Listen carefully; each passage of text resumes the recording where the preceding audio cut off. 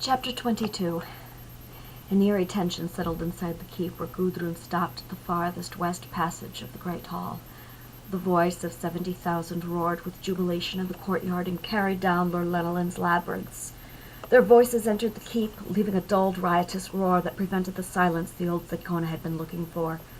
The servants, having covered the 4 lawn tables in meats and pies, sugared fruits, cheeses, and barrels of ale and mead, had long since returned to the kitchens, but not before lighting the oblong fire pits between each table. The scent of roast pig filled the hall with the warmth of the flames. Fresh branches and wild berries decorated each torch, adding the fall pine to the collection of scents. Suspended above each table from the ceiling, the wrought iron wheels were alight with burning candles. Preparations were ready. The masses cried out. Formalities were in order. Everyone was dressed in their finest and waiting where they needed to be, save for the queen, who she couldn't find anywhere. Gudrun shifted a fatigued eye to the barren throne facing the 2 double-wide arches that decorated the south wall. Flanked by Lorlenalin's high seat pillars, the queen's seat waited desolate and empty. Gudrun sighed, her heart heavy with worry, and pulled her attention from the hall.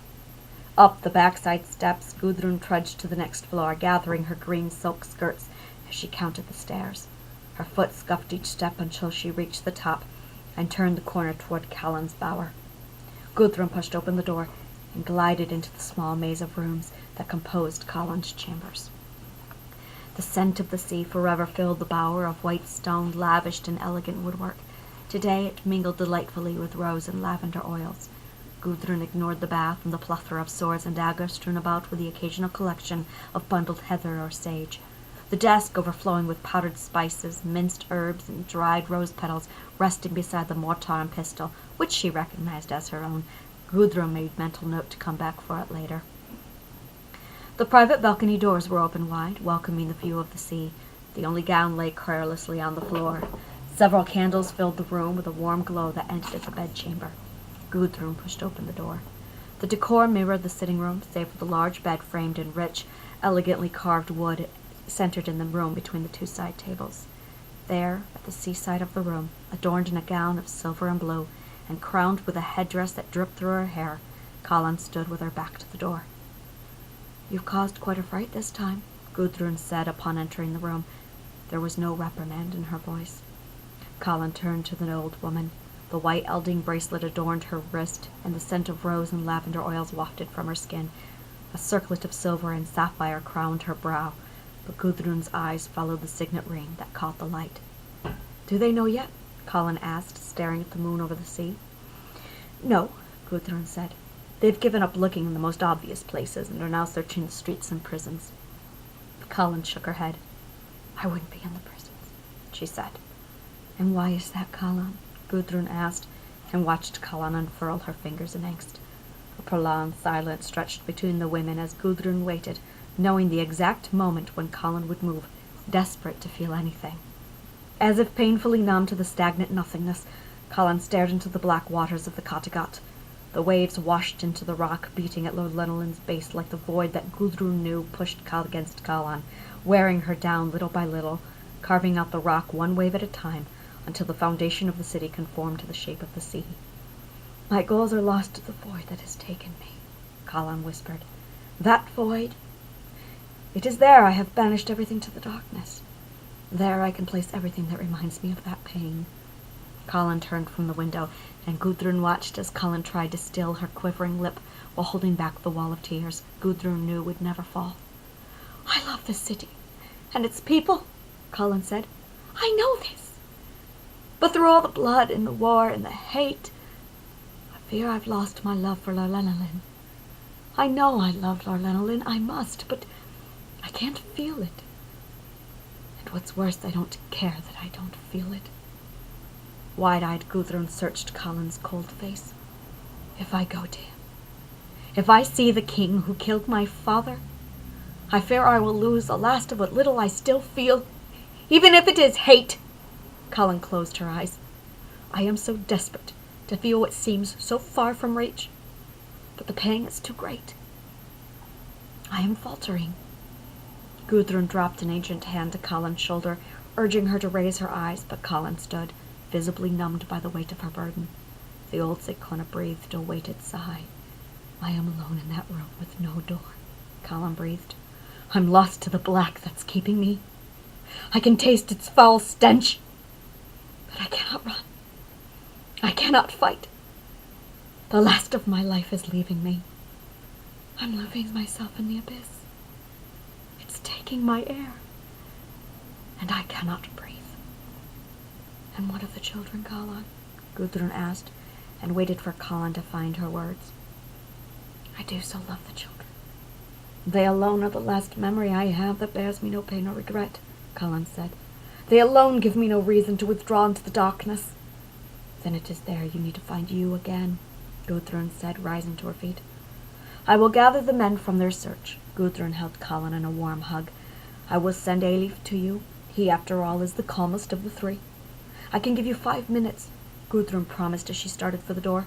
But Eric's temper is as hot tonight as Dagon's patience is short. I cannot keep them longer than that.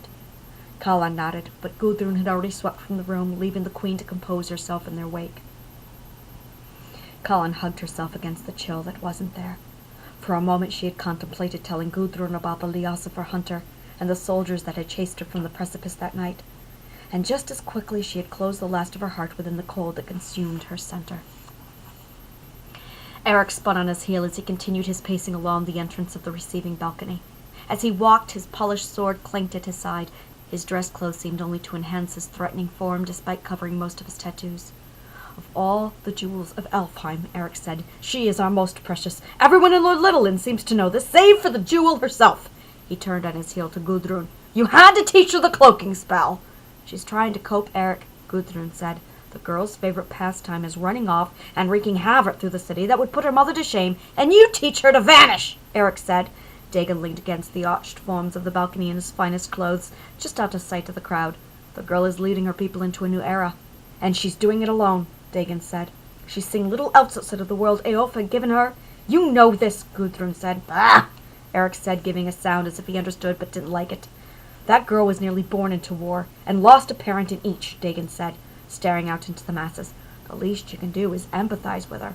Oh, I empathize, Eric said, but emotions aside, she has to go forward whether she likes it or not, and we don't have time for the apprehensions of a whimsical girl. The new era is here, now, and the queen can't be found to welcome it. Eric released an audible sigh and forced himself to stop. Has she changed her mind, at least? He asked, peering at Gudrun, who was already shaking her head in answer. Eric threw his arms in surrender. She's determined to kill him, Dagon said. She won't budge. She plans to launch the celebrations tonight with the execution. It's a mistake, Eric said. An execution will lure the Dark One from his hole. I think that's what she's hoping for, Dagon said. But Eric stood at attention, drawing Dagon's interests from the courtyard to the passage leading to Kallan's bower. There, shadowed by Eilif, Kallan glided down the corridor in her gown of silver and blue. Dagon straightened his posture, tightened his jaw, and took her hands in his. You look so much like your mother, he said. Kallan weakly smiled as Eric swept his arm around Kallan's back. Enough of this, there is no time. Lorlenalin is waiting, he said, leading her onto the balcony alongside him. 70,000 voices rose up and engulfed Kallan as she stepped into the moonlight that bathed the courtyard in its splendor. Below, amid the masses, torches and lanterns blazed, adding to the gaiety that already infected the Dokafar gathered there. They roared in jubilation, eager to welcome the end of the age-long war. At the courtyard's center, the fountain rose up from the crowd where a platform and executioner waited to receive the king. The crowd quieted at the wave of Eric's hand, and Kallan expended her lungs as the last of the uproar died down. Bring him out! Kallan called. The Dokafar exploded with a tumultuous roar that filled the courtyard and rolled up Lorlenalin's high towers as the first of the guards appeared. From high in her balcony, the crowd appeared to swallow the Leossifer king. Kallan's insides flipped and she averted her attention to the moon, to Dagon, to Eric beside her, anywhere but the king who killed her father. She refused to see him, who masked his grief for the blank stares he held firm to the crowd, his head cocked high with honor as he followed his guards to the platform to welcome his death. There he would find the merciful headsman that would relieve him of his failure. The cheering grew quieter. Although Kallan was certain the king had reached the platform, she still refused to look. An encouraging hand took hers, and Eric gave it a gentle squeeze. He nodded, urging her ahead. Only when the crowd quieted, Only when Kallan was certain she could not prolong another moment's delay, she forced her gaze to the platform below. Her spine tightened. Her breath ceased. She felt her hand go cold in Eric's grip. In the courtyard below, flanked by a pair of guards on the raised platform and shackled with elding, stood Rune, son of Tryggve, lord and king of Gunir, the Leosaphar hunter she had loved in the wood, if only for a moment. Stripped of his bow and quiver, Rune stared, his gaze secured, unwavering on Kallan. His black hair fell to his shoulders, but his eyes, his cold, silver-blue eyes, wide with relief, held hers, as if he could see beyond her iron wall buried within her void. A cold chilled her spine, but nothing could stop her from spinning, leaving her battling to clear her mind. In the time it took for her to gasp and for the color to drain from her face, Kallan's strength left her, her legs gave out, and the world went black.